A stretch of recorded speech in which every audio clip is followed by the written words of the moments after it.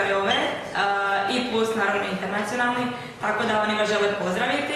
So, everybody.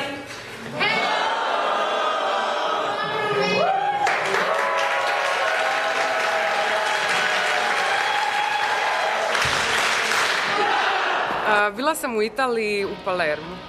Bila sam na volonterskoj praksi na Sjevernom Cipru. Na praksi sam bio u Chandigaru, grad koji je smješten u sjevernoj Indiji. Bila sam na praksi na Sjevernom Cipru u gradu koji se zove Famagusta. Tamo sam radila sa djecom u prihvatilištu.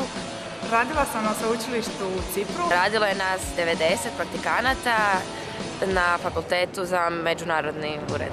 Na praksi sam radio kao profesor na jednom privatnom koledžu.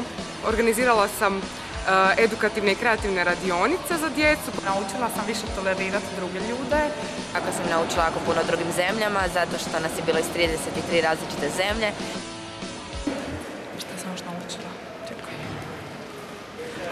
Definitivno sam naučila kako raditi s djecom i koje su zapravo njihove potrebe. Brojat do 50 na turskom. Taksi smo naučili puno o marketingu. Bir, Iki, Uć. Najviše su me se dojmila dva dječaka, Miguel i Matthew. Dor, Beš, Alti. Smo s prijateljima išli na scuba diving.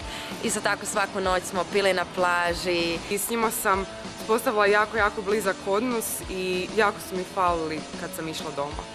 Cjelokupni krajolik, gradovi koje smo obilazili.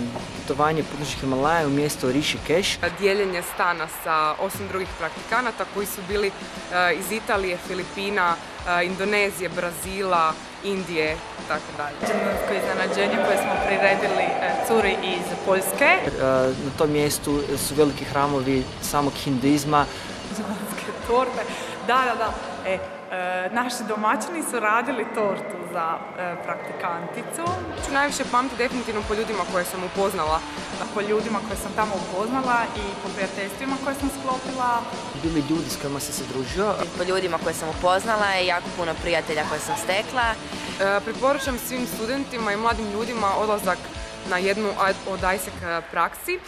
Ja sam sad dvoumila i drago mi je da sam se odlučila otići na praksu. To mi je bila najbolja odluka u životu i napravite to što prije kako bi mogli ponoviti to iskustvo još nekoliko puta. Poručila bih svima ISEC praksu zato što je jedno nezaboravno iskustvo, jako puno naučiš o sebi. Odite vanka i provjerite na koje sve načine možete promijeniti živote drugih ljudi. Radi. Pozdrav iz Indije, sa plus 40. Iza mene je hram i ako želite provesti Uskrs u hramu, onda je ovo pravo mjesto za vas.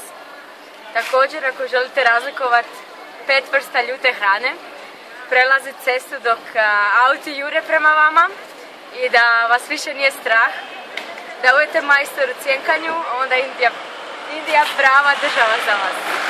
Dobrodošli. Sekis, Docus,